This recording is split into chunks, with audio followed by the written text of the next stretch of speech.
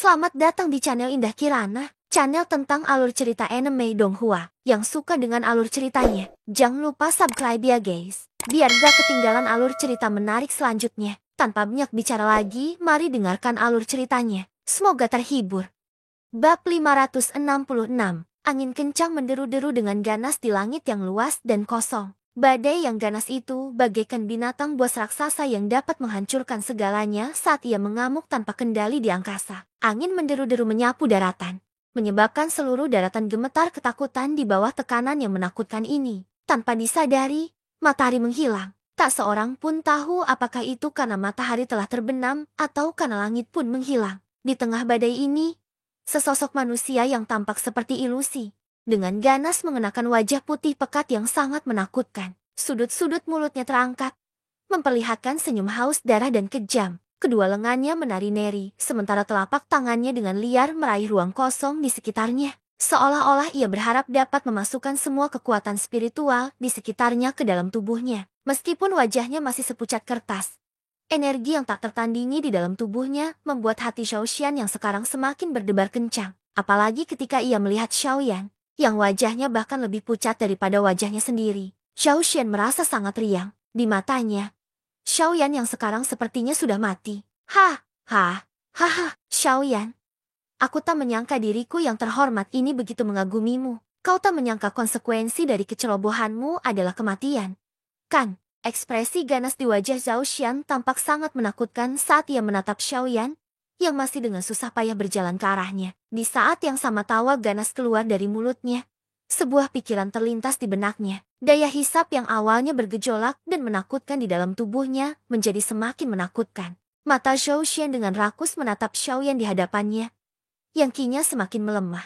Senyum haus darah yang muncul di sudut mulutnya semakin jelas. Tak lama kemudian, Xiao Xian kembali membuka mulutnya dan tertawa terbahak-bahak. Sekarang, aku bermaksud melahap seluruh energi jiwamu. Tawa menyeramkan itu bagaikan desisan roh jahat yang menusuk gendang telinga. Pada saat yang sama, daya hisap di tubuh Xiao Xian semakin bergejolak. Pada akhirnya, ruang di sekitarnya tak mampu menahan robekan dahsyat dari daya hisap itu. Ruang itu pun terkoyak-koyak, berubah menjadi ruang gelap gulita tanpa akhir. Batuk-batuk. Setelah terbatuk-batuk hebat beberapa kali, Xiaoyan hanya merasa seluruh tubuhnya tak lagi mendengarkan perintahnya. Setiap langkah yang diambilnya dan setiap kali mendarat, tubuh Xiaoyan bergetar hebat. Meskipun tubuh Xiaoyan masih berdiri tegak di udara, hilangnya kekuatan spiritual di tubuhnya menyebabkan Xiaoyan tanpa sadar kehilangan banyak kendali atas tubuhnya. Saat ini, Xiaoyan bagaikan jiwa dalam botol. Setiap tindakannya akan membuat botol itu bergoyang ke kiri dan ke kanan. Namun, hal ini justru membuat Xiaoyan, yang berada di dalam botol, merasa semakin gelisah, batuk-batuk. Sampai pada saat tertentu, ketika Xiaoyan sekali lagi menstabilkan tubuhnya dengan susah payah, langkah kakinya, yang seharusnya terus maju, terhenti pada saat ini. Melihat ini, Xiaoxian awalnya mengangkat alisnya sedikit. Tak lama kemudian, senyum dingin muncul di wajahnya, lalu ia tertawa sinis.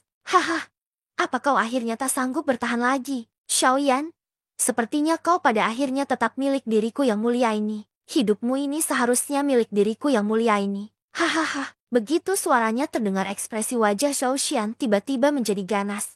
Kakinya yang mengeras tiba-tiba menghentak udara, dan kekuatan spiritual yang melonjak langsung menghancurkan ruang di bawah kakinya. Pada saat yang sama, tubuh Xiaoxian langsung muncul di hadapan Xiaoyan. Tangan kanannya berubah menjadi cakar, dan seluruh tubuhnya melihat ke bawah dari atas saat ia dengan ganas mencakar kepala Xiaoyan. Itu, batuk, bukankah kamu merayakannya terlalu cepat? Akan tetapi, pada saat ini, Xiaoyan, yang wajahnya sangat pucat, sedikit gemetar saat ia mengucapkan kalimat dengan susah payah. Mendengar ini, Xiaoxian tersenyum dingin. Ia tidak menyangka Xiaoyan berani mengucapkan kata-kata tak tahu malu seperti itu di saat seperti ini. Membelanjakan. Kekuatan spiritual yang melonjak dengan cepat berkumpul di cakar kanan Xiaoxian. Tekanan mengerikan menyapu seluruh langit. Kemanapun cakar itu bergerak, ruang angkasa langsung runtuh.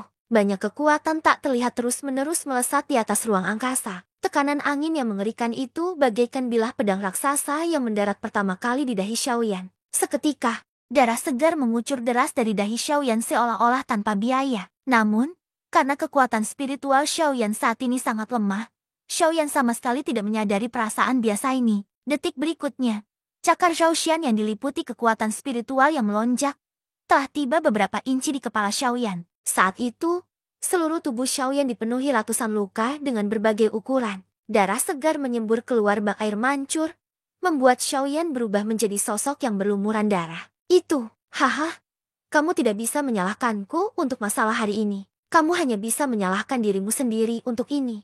Kamu terlalu serakah. Ledakan. Tak lama kemudian, saat cakar Zhaoxian hendak mendarat di kepala Xiaoyan, sebuah suara ledakan yang dahsyat, bagaikan balon yang meledak, tiba-tiba bergema di angkasa. Pada saat yang sama, cakar Zhaoxian yang hendak mendarat langsung membeku di udara. Keserakahan dan haus darah di mata putih pekat Zhaoxian dengan cepat menghilang. Yang menggantikannya adalah kekosongan tanpa jiwa. Ini.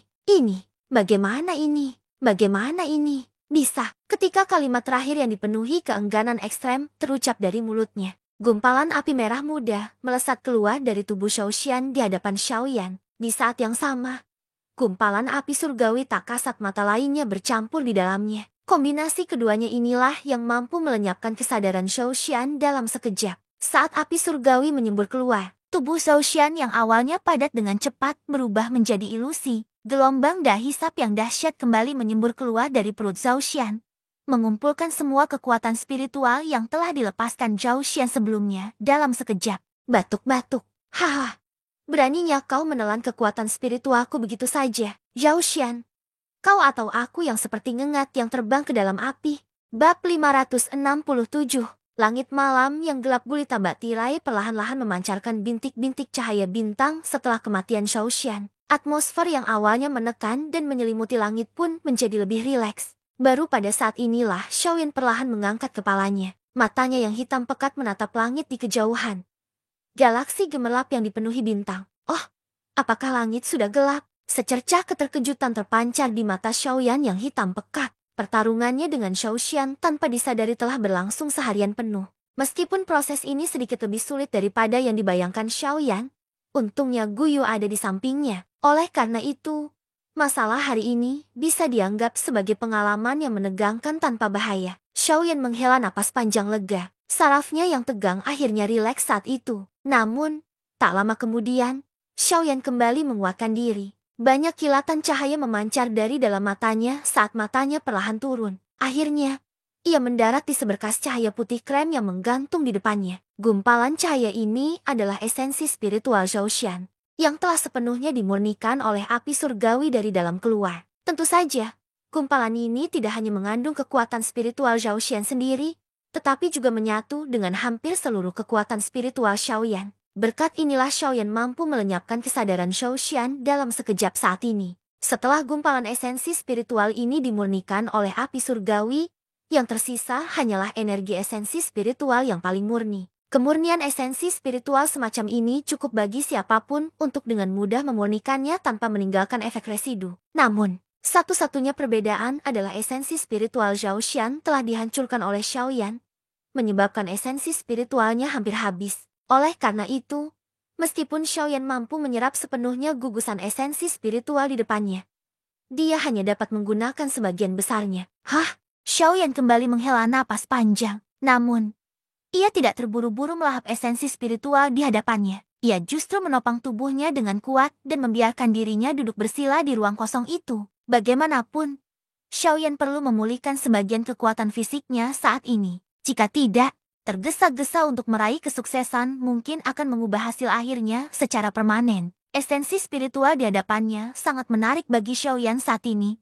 Tetapi Xiaoyan jelas mengerti bahwa mustahil baginya untuk dengan mudah memurnikan energi esensi spiritual sebesar itu dalam kondisinya saat ini. Demi menghindari kesalahan, upayanya itu sepadan. Meskipun ia harus menunda sedikit lebih lama, dalam sekejap mata, malam hampir tiba. Cahaya neon redup menyelimuti seluruh daratan dengan tenang bagai lapisan es. Hari baru telah tiba dengan tenang. Saat sinar pertama pagi menyinari kelopak mata Xiaoyan, Xiaoyan seakan merasakan sesuatu. Kelopak matanya sedikit bergetar sebelum ia perlahan membukanya. Latihan semalaman tidak banyak membantu memulihkan wajah pucat Xiaoyan. Lagi pula, yang kurang dari tubuh Xiaoyan saat ini adalah kekuatan spiritual. Kekuatan itu tidak bisa dengan mudah diimbangi dengan sedikit doki. Meskipun demikian, itu sudah cukup untuk memungkinkan Xiaoyan memiliki kemampuan melahap esensi spiritual tersebut. Xiaoyan menghela napas pelan. Matanya yang hitam pekat kembali menatap tajam esensi spiritual di hadapannya. Meskipun aura di tubuhnya masih lemah, panas membara tanpa sadar muncul di mata Xiaoyan saat ini. Selain kekuatan spiritual yang awalnya dimilikinya, dia bertanya-tanya, apakah kekuatan spiritualnya akan mampu mencapai level seorang alkemis peringkat 3. Jika dia melahap dan memurnikan esensi spiritual Zhao Xian, tentu saja, ini hanyalah asumsi subjektif Xiaoyan. Lagi pula, kekuatan spiritual yang dibutuhkan untuk mencapai level alkemis tingkat 3 sangatlah besar. Dengan pengalaman Guyu yang meminjamkan kekuatan spiritualnya, Xiaoyan tahu bahwa kekuatan spiritual ini saja tidak cukup untuk memungkinkannya mencapai level alkemis tingkat ketiga. Terlebih lagi, sebagai seorang alkemis, memiliki kekuatan spiritual yang kuat adalah persyaratan pertama. Namun, keterampilan alkimia kurang lebih akan memberi Xiaoyan, yang belum pernah bersentuhan dengan pil obat tingkat 3, tekanan yang besar. Lagi pula, kesulitan memurnikan pil obat peringkat 3 jauh lebih besar daripada pil obat peringkat kedua. Untuk memurnikan pil obat peringkat 3, seseorang tidak hanya harus mengandalkan kekuatan spiritual yang kuat, tetapi juga harus menguji kendali api yang luar biasa dari seorang alkemis. Xiaoyan duduk di ruang kosong. Panas membara yang membuncah di hatinya telah menyapu habis semua kelelahan di tubuhnya. Saat ini, wajah Xiaoyan pucat, tetapi kondisi mentalnya sangat baik. Ini sebagian besar berkat esensi spiritual seputih susu di hadapannya. Sebuah pikiran terlintas di benaknya. Manik spiritual di benak Xiaoyan langsung bergetar sedikit.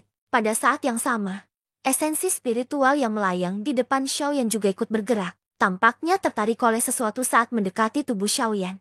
Esensi spiritual itu seukuran bola sepak. Gumpalan garis 2 September kabut menyebar darinya dan terjalin di depan dada Xiaoyan. Setelah itu, mereka melewati jubah hitam yang dikenakan Xiaoyan, menembus kulitnya, dan mencapai inti jiwanya. Aduh, saat gumpalan pertama esensi spiritual mengalir ke dalam jiwanya, tubuh Xiaoyan yang duduk tanpa sadar bergetar sedikit. Pada saat yang sama, otot-otot di wajahnya bergetar sedikit, dan ia tak bisa menahan serangan lega. Selanjutnya, gumpalan esensi spiritual itu bagaikan cabang-cabang yang terpisah. Mula-mula terpisah, lalu terjalin dan berkumpul. Akhirnya, mereka mengalir ke tubuh Xiaoyan. Esensi spiritual yang telah dikuras Xiaoyan sehari yang lalu dengan cepat diserap dan disempurnakan dengan cara yang tampaknya lambat namun terburu-buru. Esensi spiritual Xiaoyan pun pulih dengan cepat. Tanpa disadari, suatu hari kembali mengalir pelan dari ujung jari Xiaoyan. Kekuatan spiritual yang sempat hilang dari tubuh Xiaoyan telah pulih sepenuhnya. Ekspresi Xiaoyan pun berubah dari pucat dan tanpa darah menjadi kemerahan. Tekanan tak terlihat yang samar-samar terpancar dari tubuh Xiaoyan, membuat orang tak berani meremehkannya. Di bawah penyempurnaan berkelanjutan ini, esensi spiritual yang melayang di hadapan Xiaoyan perlahan-lahan membesar dari seukuran bola sepak menjadi seukuran kepalan tangan pada malam hari kedua. Akhirnya, ia berubah menjadi titik cahaya putih susu seukuran ibu jari yang diserap sepenuhnya oleh Xiaoyan. Setelah 2 hari penuh penyempurnaan, gugusan esensi spiritual di depan Xiaoyan akhirnya terserap sepenuhnya. Saat ini, kekuatan spiritual yang dimiliki Xiaoyan di dalam tubuhnya telah mencapai tingkat yang sangat mengerikan. Meskipun jauh dari sebanding dengan seorang alkemis tingkat 3, kemungkinan besar tingkat kekuatan spiritual ini sebanding dengan Chu Songming. Bab 568. Ketika Xiaoyan membuka matanya kembali, ia melihat matahari semerah darah yang dikelilingi gugusan awan besar yang membara. Bagaikan seorang penguasa yang baru saja mundur dari medan perang. Seluruh dunia berlutut di hadapannya saat ia perlahan melangkah ke barat. Setelah matahari terbenam, gunung-gunung menjulang yang berlutut di tanah seakan membenamkan kepala mereka lebih dalam lagi. Bayangan hitam pekat tertinggal di daratan luas ini. Pada saat ini, tampaknya bahkan binatang ajaib yang bersembunyi dalam kegelapan pun dengan tenang dan penuh hormat mengantar pergi penguasa berwarna darah ini. Tanpa mereka sadari bahwa dengan terbenamnya matahari, ini hanyalah hawa dari pertempuran lainnya. Xiaoyan meremehkan atmosfer gelap dan dingin yang perlahan menyelimuti langit. Sebaliknya, ia menggunakan pikirannya untuk mengamati bagian dalam tubuhnya dan dengan cermat menyelidiki manik jiwa di dalam pikirannya, yang telah membengkak berkali-kali lipat lebih besar dari ukuran aslinya. Peningkatan ukuran Soul Bead juga merupakan semacam penegasan akan kekuatan spiritual seorang alkemis. Namun, Hati Xiaoyan tidak terlalu puas ketika melihat soul bead yang saat ini menggantung di benaknya, yang ukurannya berkali-kali lipat lebih besar dari sebelumnya. Tak disangka, kekuatan spiritualnya bahkan belum menyentuh batas seorang alkemis tingkat 3 setelah menyempurnakan esensi spiritual seorang Dou di elit. Hal ini tanpa sadar membuat Xiaoyan merasa sedikit kecewa. Namun, Xiaoyan hanya mempertimbangkan pikirannya sendiri. Ia tidak memikirkan apa yang akan dipikirkan alkemis lain jika mereka merasakan isi hati Xiaoyan. Dalam 2 hari yang singkat, kekuatan spiritualnya melonjak pesat dari level alkemis tingkat menengah tingkat 2 ke level alkemis tingkat akhir tingkat kedua. Kecepatan pertumbuhan yang mengerikan ini akan membuat siapapun yang melihatnya tanpa sadar mendesah. Sebaliknya, Xiaoyanlah yang sebenarnya merasakan ketidakpuasan di hatinya. Cih, dasar bocah kecil, seharusnya kau puas. Kau sudah tumbuh begitu pesat, tapi kau masih belum puas. Kalau alkemis tingkat 2 lainnya tahu, mereka pasti akan membunuhmu. Aduh, hati Xiaoyan terasa tenang. Baru kemudian ia tersenyum malu. Setelah itu, ia bercanda dengan guyu di dalam tubuhnya. Pak Tua Gu, kau terlalu serius. Tulang tua. Apa kata-katamu tidak terlalu berat? Lagi pula, mereka alkemis tingkat kedua. Sekalipun hati mereka enggan, bagaimana mungkin mereka mau membunuhku? Memang benar kau alkemis tingkat 2. Tapi alkemis tingkat 2 semudah dirimu.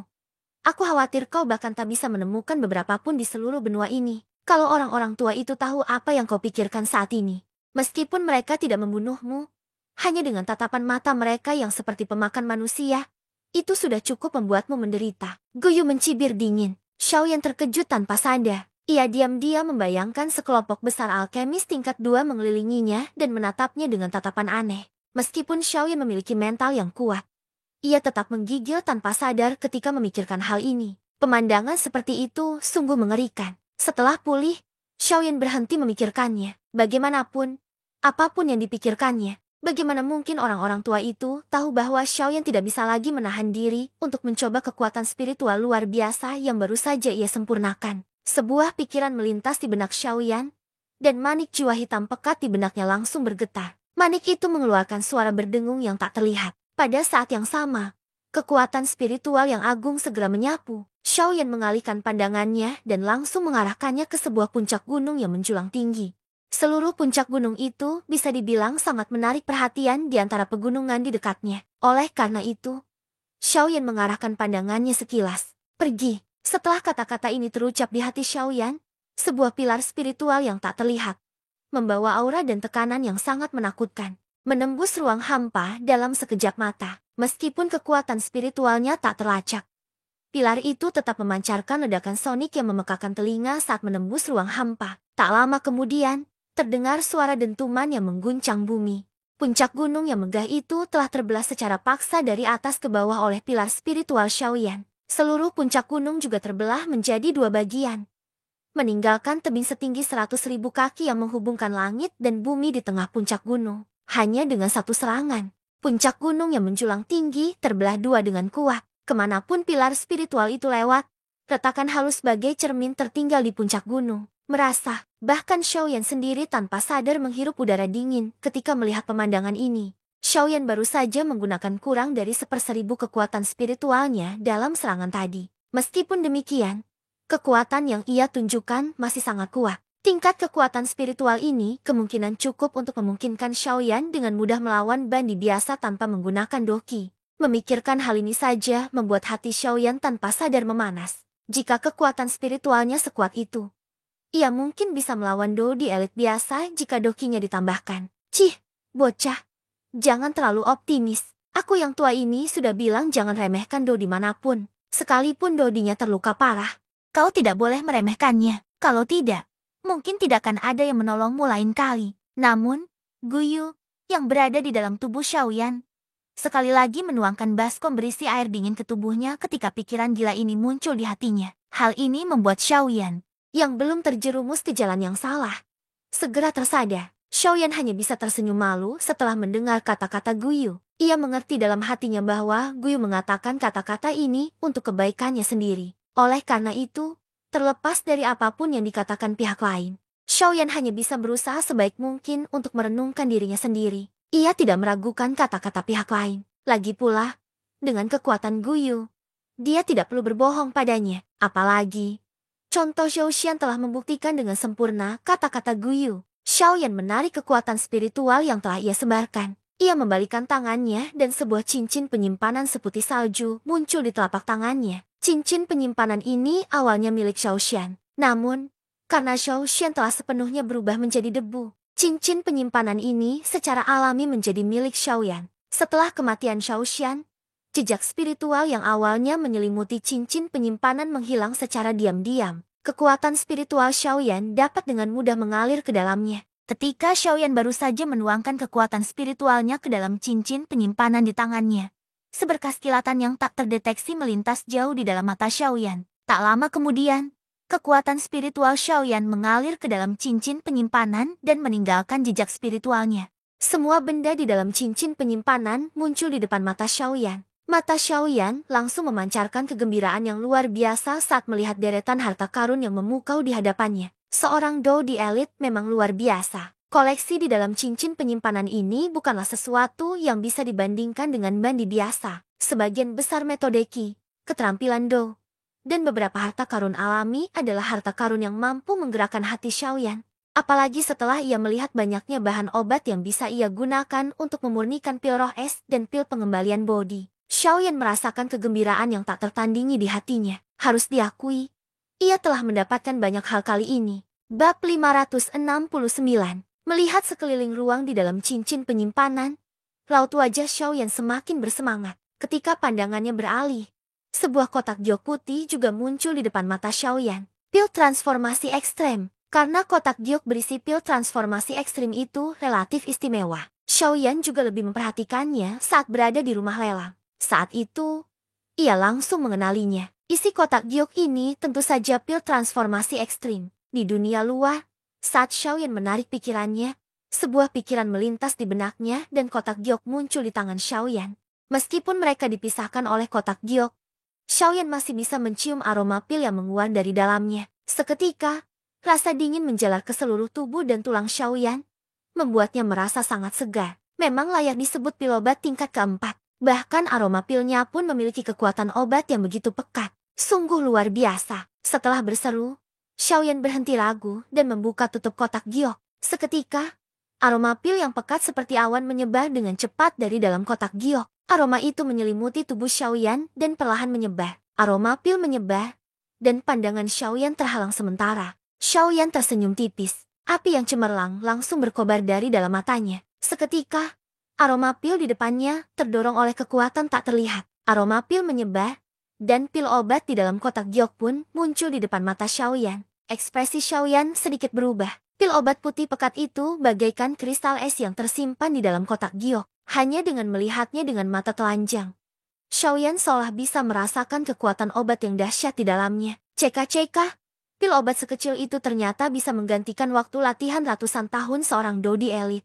Pantas saja mereka rela membayar mahal untuk mendapatkannya. Mulutnya kembali berseru kaget. Namun, ketika kata-kata Xiaoyan terdengar, sudut mulutnya terangkat membentuk senyum mengejek. Meskipun pil transformasi ekstrem ini cukup berharga dan para elit Dodi telah menghabiskan semua uang mereka, pil itu tetap berakhir di tangannya. Siapa yang bisa membayangkan hasil seperti itu? Tatapan Xiaoyan terpaku pada pil obat di dalam kotak giok untuk waktu yang lama. Namun, pada akhirnya, ia tetap menyimpannya. Prinsip untuk tidak mengungkapkan kekayaan adalah sesuatu yang juga dipahami Xiaoyan. Meskipun tidak ada orang lain di sekitarnya saat ini, siapa yang tahu apakah aroma pil ini akan menarik perhatian orang kuat. Setelah menyimpan pil obat itu, Xiaoyan tidak berhenti. Matanya yang hitam pekat berputar sedikit. Dengan sebuah pikiran di benak Xiaoyan, benang-benang energi hitam pekat berkumpul di sekelilingnya. Seketika, di bawah kendali Xiao Hu. Selanjutnya, saatnya melihat ini.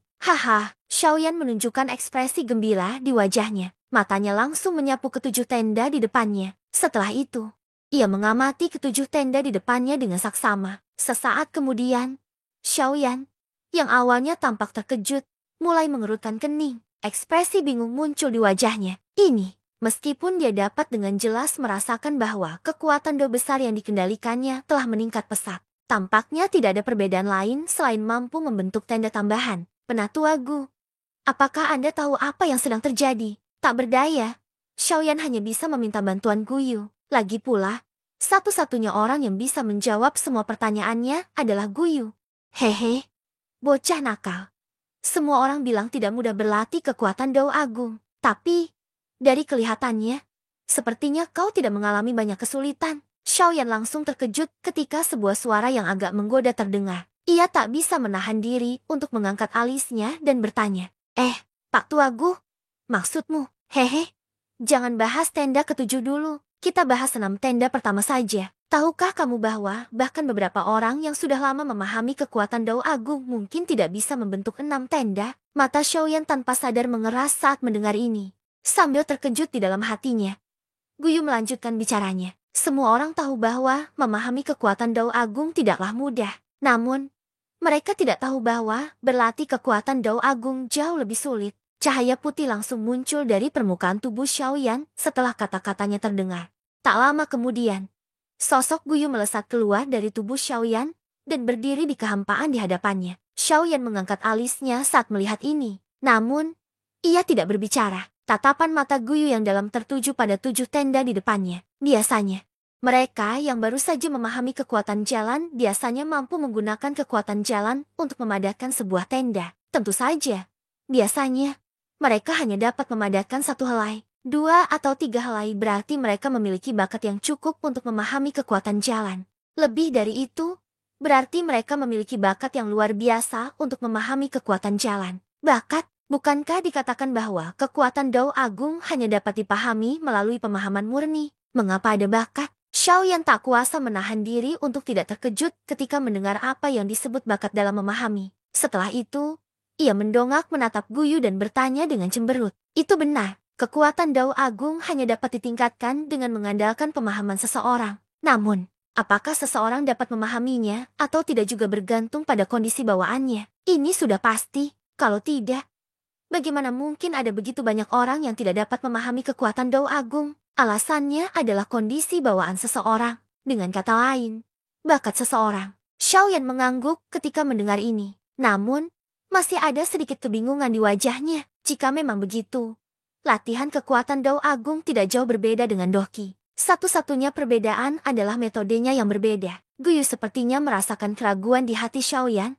Ia melangkahkan kakinya dan tiba di depan sebuah tenda. Ia mengulurkan 2 jari, memutar pergelangan tangannya, dan menekan tenda di depannya. Pada saat yang sama, Guyu terus berbicara. Apa yang disebut kondisi bawaan itu seperti latar belakang Anda? Tatapan Xiaoyan tiba-tiba berubah saat Guyu Pada saat yang sama, suara Guyu terdengar di telinganya. Beberapa orang memiliki latar belakang bangsawan. Faksi tempat mereka berasal adalah faksi super nomor 1 di benua ini sejak mereka lahir. Masa depan orang ini tidak hanya akan mulus dan bebas masalah, tetapi mereka juga akan memiliki metode Qi dan keterampilan Do yang luar biasa untuk dipraktikkan. Di sisi lain, beberapa orang mungkin meninggal saat mereka lahir. Inilah kondisi bawaan. Setelah kata-katanya selesai, Guyu menekan kedua jarinya dengan kuat ke tenda di depannya. Seketika, riak-riak melingkar yang kuat menyebar dari tenda. Bahkan ruang kosong di sekitarnya pun ikut beriak. Ekspresi Xiaoyan sedikit berubah di sisi lain. Tak lama kemudian, ia melihat cahaya putih pekat tiba-tiba berkelap-kelip di titik di mana jari-jari Guyu menyentuh tendanya. Seketika, riak api putih pekat yang melingkar menyapu. Dalam sekejap mata, api itu menggumpal menjadi tanda api. Ini, Jalan Api Agung. Bab 570. Ya, mendengar suara Xiaoyan yang rendah, nada bicara lelaki tua itu tak berani lengah sedikit pun. Ia buru-buru mengangguk berat ke arah Xiaoyan. Jika pemuda berjubah hitam di depannya benar-benar seorang alkemis tingkat 3, maka identitasnya saja sudah cukup untuk membuatnya tunduk dan berlutut. Melihat ini, mata Xiaoyan tanpa sadar berkedip sedikit. Gelombang kegembiraan langsung membuncah dari lubuk hatinya. Meskipun Xiaoyan tidak tahu persis hal-hal apa saja yang tercantum dalam daftar dengan kata memiliki, setidaknya hal itu memberi Xiaoyan secercah harapan. Akhirnya, setelah mencari dengan getir selama sebulan, surga tidak mengecewakan mereka yang gigih, memungkinkan Xiaoyan untuk menyaksikan hasilnya. Tentu saja, meskipun Xiaoyan sangat terkejut dalam hatinya, dia masih memperlihatkan ekspresi acuh tak acuh di wajahnya, menyebabkan orang lain tidak dapat mengetahui apa sebenarnya yang dirasakan Xiaoyan dalam hatinya saat ini. Hal ini juga membuat lelaki tua di depan Xiaoyan sedikit tersadar. Ia tak bisa menahan rasa terkejut di dalam hatinya. Ia tak menyangka pemuda berjubah hitam di depannya ini tak hanya memiliki kemampuan hebat, tetapi juga temperamennya begitu tenang. Ia tak menunjukkan emosi di wajahnya. Orang seperti ini adalah yang paling menakutkan karena tak seorang pun bisa melihat apa yang tersirat di balik wajah orang lain. Ya, ada berapa jenis. Matanya yang hitam pekat berkedip sedikit. Xiaoyan berpura-pura tenang saat ia membuka mulut untuk bertanya sekali lagi. Mendengar ini, lelaki tua itu menarik kembali sepasang mata tuanya yang keruh, yang tadinya menatap wajah Xiaoyan. Ia terdiam sejenak sebelum dengan hormat menangkupkan tangannya ke arah Xiaoyan dengan sikap meminta maaf. Baru kemudian ia tertawa sinis dan berkata dengan wajah meminta maaf. Saudara Xiaoyan, kaulah yang telah menunggu lama, Tuan, karena harga barang-barang yang Anda butuhkan ini terlalu tinggi. Pavilion 4 arah saya pun tak mampu mengumpulkan semuanya. Saat ini, Pavilion 4 arah saya hanya memiliki 3 jenis bahan obat, sedangkan sisanya, Pavilion 4 arah saya tidak memilikinya. Di akhir kata-katanya, wajah lelaki tua itu tanpa sadar menunjukkan ekspresi meminta maaf. Ia menggelengkan kepalanya pelan ke arah Xiaoyan dan sedikit mengernyit saat berbicara. Menghadapi seorang alkemis tingkat 3, hati lelaki tua itu terasa sangat gugup. Lagi pula, orang seperti ini bahkan seorang Dodi pun harus menyambutnya dengan senyuman. Jika ia tidak menerimanya dengan baik, apalagi bagaimana pemuda berjubah hitam di depannya akan memperlakukannya. Begitu masalah ini diketahui oleh petinggi klan, kemungkinan besar ia juga akan diusir dari klan. Setelah berpikir sampai di titik ini, raut wajah lelaki tua itu menjadi lebih hormat. Bahkan napasnya pun menjadi lebih hati-hati. Melihat lelaki tua itu menunjukkan sikap seperti itu, Xiaoyan tampak acuh. Namun, di dalam hatinya, ia langsung merasakan kegembiraan yang meluap-luap saat ini. Xiaoyan awalnya berpikir bahwa sekalipun ia bisa menemukan barang-barang yang ia inginkan di pavilion 4 arah ini, paling banyak hanya ada 1 atau 2 jenis. Lagi pula, seperti yang dikatakan lelaki tua di depannya, barang-barang yang dibutuhkan Xiaoyan bisa disebut harta karun yang tak ternilai. Mustahil bagi faksi biasa untuk memilikinya. Kalaupun ada, hanya akan ada 1 jenis. Terlebih lagi, barang itu akan disembunyikan sepenuhnya. Mustahil bagi orang luar untuk mengetahuinya, apalagi membawanya keluar dan menjualnya secara terang-terangan. Namun, jawaban yang diberikan lelaki tua itu kepada Xiaoyan membuat hati Xiaoyan dipenuhi dengan kegembiraan dan kejutan yang tak tertandingi. Namun, dari sini, Xiaoyan juga bisa melihat bahwa pavilion 4 arah ini kemungkinan besar bukan faksi biasa. Kalau tidak, bagaimana mungkin mereka bisa memiliki 3 jenis bahan obat dalam daftar Xiaoyan secara bersamaan? Bahan-bahan obat itu, tangan Xiaoyan berada di belakang punggungnya. Matanya menyipit saat ia menatap lelaki tua di depannya. Sambil berbicara, tangannya yang berada di belakang punggung dan tertutup lengan bajunya perlahan mengepal. Emosi di hatinya perlahan-lahan menjadi gelisah. Ketika lelaki tua itu melihat Xiaoyan membuka mulutnya lagi, senyum cepat muncul di wajah tuanya. Ia buru-buru berkata, Tuan, bahan-bahan obat yang Anda inginkan saat ini ada di pavilion 4 arah kami. Haha, saya akan perintahkan seseorang untuk membawanya. Bersamaan dengan kata-kata lelaki tua itu, ia segera memanggil seorang pelayan. Di bawah tatapan Xiaoyan, wajah lelaki tua itu menunjukkan ekspresi serius saat ia mengucapkan beberapa patah kata kepada pelayan di sampingnya. Setelah memerintahkannya untuk segera pergi dan kembali, ia mengalihkan pandangannya ke Xiaoyan dengan wajah penuh senyum. Ia menangkupkan kedua tangannya dan berkata sambil tersenyum, butuh waktu untuk membawa bahan-bahan obat. Selama waktu ini, Tuan masih bisa melihat-lihat. Selain bahan-bahan obat di daftar Anda, pavilion kami juga memiliki bahan-bahan obat berkualitas tinggi lainnya. Jika Tuan menyukainya, silakan pilih. Haha, ketika mengatakan ini, wajah lelaki tua itu tak bisa menyembunyikan ekspresi percaya diri. Jelas sekali, ia juga sangat yakin dengan barang-barang di pavilion 4 arahnya. Meskipun pemuda berjubah hitam di depannya adalah seorang alkemis tingkat 3. Mendengar ini, mata Xiaoyan sedikit berkedip. Jantungnya tak kuasa menahan diri untuk sedikit berdebar. Ketika Xiaoyan baru saja tiba di lantai 2, ia sudah mencium aroma obat yang sangat kuat dari udara. Aroma ini sangat familiar bagi Xiaoyan. Selain beberapa bahan obat berkualitas tinggi, tidak ada bahan lain yang bisa memancarkan aroma obat sekuat itu. Tatapannya bergerak, dan mata Xiaoyan dengan cepat menyapu berbagai konter di aula. Dalam sekejap, mata hitam pekat Xiaoyan dipenuhi cahaya berapi-api. Cabang penempel naga, buah bunga aneh, rumput pemelihara jiwa. Ceka-ceka, kalau benda-benda ini diletakkan di dunia luar, pasti bisa menimbulkan keributan besar. Aku tak menyangka benda-benda ini akan diletakkan begitu saja di sini. Melihat bahan-bahan obat langka yang bahkan hanya pernah didengarnya, Xiaoyan tidak dapat menahan perasaan terkejut dengan latar belakang pavilion 4 arah ini. Faksi macam apa ini yang bisa seenaknya menaruh barang-barang ini, yang biasanya disebut harta tak ternilai, di tempat ini untuk dijual orang lain? Hal semacam ini bahkan membuat Xiaoyan merasakan guncangan hebat di hatinya. Melihat bahan-bahan obat ini diletakkan begitu saja di meja, Xiaoyan tak kuasa menahan keinginan untuk membeli semuanya sekaligus. Namun, setelah bergumul dalam hatinya, Xiaoyan akhirnya tenang. Namun, di saat yang sama, ketika Xiaoyan sedang asyik memandangi ramuan obat di atas meja, seorang lelaki tua berjubah putih menatap Xiaoyan dengan penuh semangat. Warna-warna aneh terpancar dari kedalaman matanya yang dalam. Ia pun segera melangkahkan kakinya dan berjalan keluar dari pavilion 4 arah tanpa disadari siapapun. Ketika lelaki tua itu telah meninggalkan pavilion 4 arah dan muncul di jalan di luar, Xiaoyan, yang sedang melihat-lihat ramuan obat di konter, akhirnya perlahan menegakkan tubuhnya. Matanya dipenuhi kecurigaan saat perlahan-lahan menyapu tempat itu. Xiaoyan segera menarik napas dalam-dalam dan menyipitkan matanya. Sebelumnya, Xiaoyan jelas merasakan aura yang sangat samar menyelimuti tubuhnya. Aura itu jelas ingin menyelidiki sesuatu dari tubuh Xiaoyan. Namun, saat ini, aura itu tiba-tiba menghilang. Hal ini membuat Xiaoyan sedikit bingung. Bersambung ke bab selanjutnya.